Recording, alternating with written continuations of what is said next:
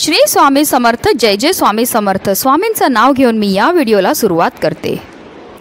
चैत्र महिन्यातील पौर्णिमेच्या दिवशी कलियुगाचा देव म्हणणाऱ्या भगवान हनुमानाच्या बालरूपाची पूजा केली जाते।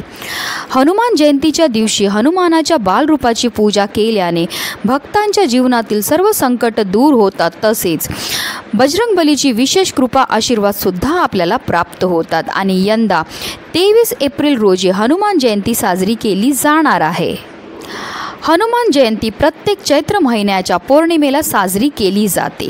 चित्रा नक्षत्र आणि मेष राशीच्या संयोगाने भगवान शंकराचा 11 रुद्र अवतार हनुमानाचा जन्म आई अंजनीच्या पोटी झाला होता। हिंदू धर्मग्रंथांमध्ये हनुमानांना सर्वात जागृत देव मानले जाते आणि आजही कलियुगात ते शारीरिकरित्या उपस्थित असतात आणि त्यांच्या भक्तांचे रक्षण करतात। हनुमान जयंतीच्या दिवशी जर आपण हनुमानाची विशेष पूजा केली, सेवा केली, व्रत केलं तर त्यामुळे आपल्या जीवनामध्ये शक्ती, बुद्धिमत्ता, ज्ञान, धन, समृद्धीची आपल्याला प्राप्ती होते। त्याचबरोबर आपल्या जीवनामध्ये असणारे सर्व संकट हे साक्षात बजरंगबली दूर करतात। आणि म्हणूनच आपल्याला हनुमान जयंतीच्या दिवशी या झाडाला नक्की स्पर्श करायचा। या झाडाला स्पर्श केल्यामुळे आपली कठीणातील कठीण इच्छा तर पूर्ण होणारच आहे, पण त्याचबरोबर गरिबी नावालाही उरणार नाही, ज्यामुळे आपलं 7 पिढ्यांचं दारिद्र्यसुद्धा नष्ट होणार आहे। आपल्या कष्टाला, आपल्या नशिबाची ही साथ मिळायला लागेल, ज्यामुळे आपल्या घरामध्ये धन येण्याचे अनेक मार्ग हे मोकळे होणार आहे। अतिशय प्रभावी असा उपाय, ज्याबद्दल सविस्तर आणि महत्त्वाची माहिती मी तुम्हाला या व्हिडिओमध्ये देणार आहे। तर व्हिडिओ पूर्ण पहा आणि जर तुम्ही माझ्या चॅनलवर नवीन असतील तर चॅनलला सबस्क्राईब करा आणि शेजारी बेल आयकॉन सुद्धा प्रेस करा, जेणेकरून तुम्हाला माझ्या नवनवीन व्हिडिओचं नोटिफिकेशन हे मिळत राहील। हिंदू धर्मात निसर्गाच्या प्रत्येक कणात देव वास करतो आणि झाड आणि वनस्पती ही निसर्गाचाच एक भाग आहे। शतकानुशतक हिंदू धर्मात झाडे, वनस्पतीची पूजा करण्याची प्रथा आहे। वृक्ष आणि वनस्पतीची पूजा करून माणूस निसर्गाप्रती कृतज्ञता व्यक्त करतो। ज्योतिषशास्त्रानुसार ग्रहांची स्थिती अनुकूल राहण्यासाठी झाडे आणि वनस्पतीची पूजा केली जाते। हिंदू धर्मात काही झाडे आणि वनस्पती आहेत ज्यांना देववृक्ष मानले गेले आहेत। या वृक्षांची पूजा केल्याने देवी देवतांची कृपा प्राप्त होते। पिंपळाचे झाड पवित्र आणि पूजनीय मानले जाते। हे झाड हनुमान आणि शनिदेवाच्या मंदिराभोवती दिसते। असे म्हटले जाते की जीवनात कोणतीही अडचण आली तर रोज पिंपळाच्या झाडाची सेवा करावी, त्याने सर्व त्रास दूर होतात। शनिदोष दूर करण्यासाठीही पिंपळाच्या झाडाची पूजा केली जाते। शनिदेव अशुभ परिणाम देत असतील, जर आपल्या कुंडलीमध्ये शनिदोष असतील, शनीची 7.5 असेल किंवा धैर्य असेल, तर संध्याकाळी पिंपळाच्या झाडाखाली तेलाचा दिवा लावणं अतिशय प्रभावी मानलं जातं। त्याचबरोबर पिंपळाच्या झाडामध्ये आपल्या पूर्वजांचा सुद्धा वास असतो। जर आपण पिंपळाच्या झाडाची पूजा केली, सेवा केली, तर त्यामुळे आपल्या पूर्वजांचे आपल्याला भरभरून आशीर्वाद हे प्राप्त होत असतात। त्याचबरोबर पौर्णिमा तिथीला साक्षात माता लक्ष्मीचा वास असतो पिंपळाच्या झाडाच्या पानांमध्ये।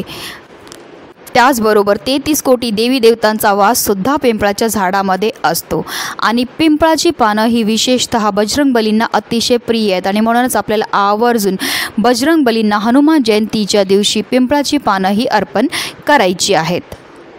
तर आपल्याला पिंपळाच्या झाडाजवळ जाताना जे आहे 1 तांब्यामध्ये पाणी घेऊन जायचं आहे, त्याचबरोबर 1 दिवासुद्धा तयार करून घ्यायचं आहे, त्याचबरोबर आपल्याला थोडंसं शेंदूर घेऊन जायचं आहे। ह्या 3 वस्तू घेऊन आपल्याला पिंपळाच्या झाडाजवळ जायचं आहे हनुमान जयंतीच्या दिवशी। झाडाजवळ गेल्यावर सगळ्यात पहिला आपल्याला दिवा हा प्रज्वलित करून घ्यायचा आहे आणि त्यानंतर ह्या झाडाला आपल्याला जल हे अर्पण करायचं, झाडांच्या मुळांना आपल्याला जल अर्पण करायचं आहे। त्याचबरोबर ह्या झाडाला आपल्याला 11 प्रदक्षिणा मारायच्यात। प्रदक्षिणा मारताना आपल्याला जय राम श्रीराम जय जय राम, जय राम श्रीराम जय जय राम या मंत्राचा जप करत करत जे आहे आपल्याला 11 प्रदक्षिणा ह्या मारायच्या। त्यानंतर पिंपळाच्या खोडाला आपल्याला हात लावून दोन्ही हाताचा स्पर्श करायचा आहे आणि त्यानंतर आपल्या मनातली इच्छा ही आपल्याला बोलायची आहे की कोणत्या उद्देशाने आपण हा उपाय करत आहेत। अशा रीतीने आपल्याला ह्या झाडाला स्पर्श हा करायचा। त्याचबरोबर जे शेंदूर आपण घेऊन गेलेले आहेत त्याच पिंपळाच्या झाडाच्या एखाद्या काडीने जे आहे आपल्याला पिंपळाच्या झाडालाच जे पान असेल त्या पानावर आपल्या मनातली इच्छा लिहायची. पान तोडायची गरज नाही, डायरेक्ट झाडाचं जे पान असतं त्या पानावरच आपल्याला आपल्या मनातली इच्छा लिहायची आहे आणि आपल्या घरी यायचं आहे. अशा रीतीने हा उपाय करायचा. हनुमान जयंतीच्या दिवशी जर आपण हा उपाय केला तर त्यामुळे आपली कठीणातील कठीण इच्छासुद्धा पूर्ण होते असं म्हटलं जातं. दुसरं पवित्र झाड म्हणजे तुळस. तुळसला साक्षात माता लक्ष्मीचं स्वरूप मानलं जातं आणि श्रीहरी विष्णूंना अतिशय प्रिय ती म्हणजे तुळस. आणि जर आपण पौर्णिमेच्या दिवशी तुळशीची पूजा केली तर साक्षात माता लक्ष्मीची पूजा केल्या एवढं आपल्याला पुण्य हे प्राप्त होत असतं. म्हणून आपल्याला पौर्णिमेच्या दिवशी तुळशीला जल अर्पण करायचं. त्याचबरोबर तिच्या पुढे आपल्याला शुद्ध गाईचा दिवा हा प्रज्वलित करायचं आहे. असं केल्यामुळे आपल्यावर माता लक्ष्मी ही प्रसन्न होते. कारण असं म्हटलं जातं पौर्णिमेच्या दिवशी माता लक्ष्मी ह्या भूतलावर असते आणि ती पाहत असते की कोण तिच्याकरता कोणत्या प्रकारच्या सेवा आणि आराधना ह्या करत आहेत. म्हणून आपल्याला चैत्र पौर्णिमेच्या दिवशी तुळशीच्या पुढे दिवा प्रज्वलित करायचं आहे, तिला जल अर्पण करायचं आहे आणि त्यानंतर तिच्या भोवती आपल्याला 11 प्रदक्षिणा ह्या मारायच्यात. प्रदक्षिणा मारताना आपल्याला ओम नमो भगवते वासुदेवाय नमः या मंत्राचा जप करत करत 11 प्रदक्षिणा ह्या मारायच्या आहेत. त्यानंतर आपल्याला तुळशीच्या खोडाला स्पर्श करायचा आहे आणि आपल्या मनातली इच्छा बोलायची. असं केल्यामुळे असं म्हटलं जातं की आपल्या जीवनामध्ये असणारं सर्व दुःख दारिद्र्य नष्ट होऊन आपल्या जीवनामध्ये सुख समृद्धी ऐश्वर हे कायम टिकून राहतं. पुढचं पवित्र झाड म्हणजे रुईचं. पांढऱ्या रुईच्या झाडामध्ये 33 कोटी देवी देवतांचा वास असतो आणि रुईची पानं ही बजरंग बलींना अतिशय प्रिय आहेत. म्हणून आवर्जून आपल्याला हनुमान जयंतीच्या दिवशी 11 रुईच्या पानांची माळा ही बजरंग बलींना अर्पण करायची. त्यामुळे आपली कठीणातील कठीण इच्छा ही बजरंग बली पूर्ण करतात.